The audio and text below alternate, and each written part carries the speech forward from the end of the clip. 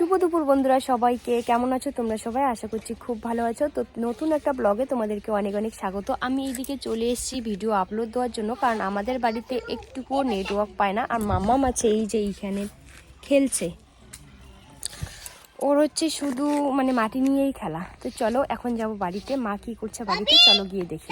আমার বাবার বাড়িতে কোনো সিমই টাওয়ার পায় না, না জিও না এয়ারটেল আদার্স কোনো কিছুই পায় না। জাস্ট একটু তোমাদের সঙ্গে আমি মিনি ব্লগ শেয়ার করি, ততটুকু ভিডিও আপলোড দিতে কত দূরে যেতে হয় আমাকে। বাবার বাড়িতে এসে এত আলসেমি হয়ে গিয়েছি, কি আর বলবো। কাজ তো করি না, যতটুকু কাজ করতে চাই মা আবার বারণ করে দেয়, তার জন্য আবার বেশি আলসেমি হয়ে গিয়েছি। এখন যে কাজে করতে চাই না কেন সেটাই বলবে লাগবে না করতে, আমি করতে পারবো, তুই তোর মেয়েকে দেখ। শুধু আমার মেয়েকে নিয়ে মায়ের টেনশন, আর কোনো টেনশন নেই। কাজের টেনশন শুধু মা বলে যে আমি একটার পর একটা করে যাবো, আমার কাজের টেনশন তোকে করতে হবে না। আসলে এই কথাটা শুধু মায়ের মুখ থেকেই শুনতে পারবো, আদার্স কিন্তু কোনো লোকের কাছ থেকেই শুনতে পারবো না। কারণ আদার্স লোকের কাজ করে দিলে ভালো, আবার কাজ না করে দিলে আবার খারাপ। আর মায়েরটা কিন্তু একদমই উল্টো। তাই কথায় বলে না সবাই যে মায়ের মতো আপন কেউ হয় না। সত্যি মার মতো আপন আর মার মতো বোঝার ক্ষমতা কারো নেই।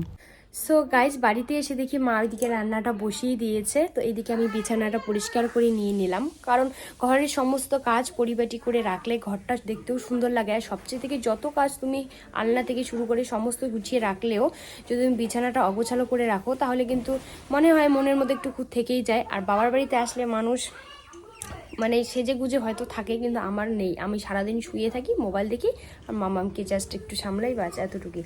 যেহেতু আজকে সানডে, মামামের স্কুল বন্ধ, তার জন্য আজকে রেস্টের দিন। এখন কটা বাজে? এখন একটারও বেশি বেজে গিয়েছে, তবু এখন আমিও স্নান করিনি, মামামকেও স্নান করাইনি।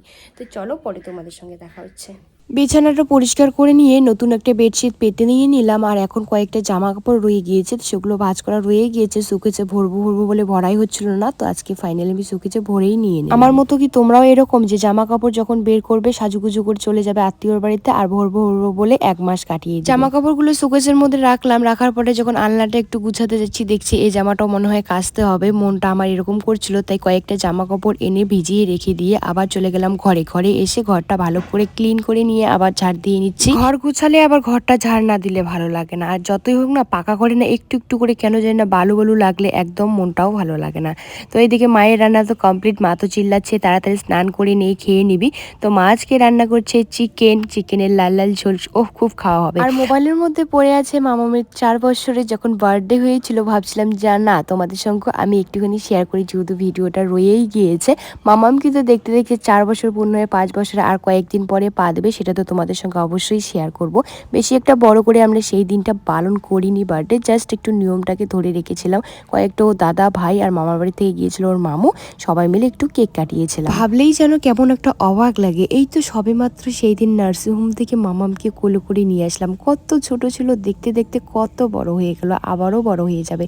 তোমরা মামামকে আশীর্বাদ করবে, মামাম যেন মানুষের মতো মানুষ হতে পারে। আমি ভগবানের কাছে কিচ্ছু চাই না, শুধু আমি এতটুকুই চাই যাতে আমি মেয়েটাকে মানুষের মতো মানুষ করতে পারি।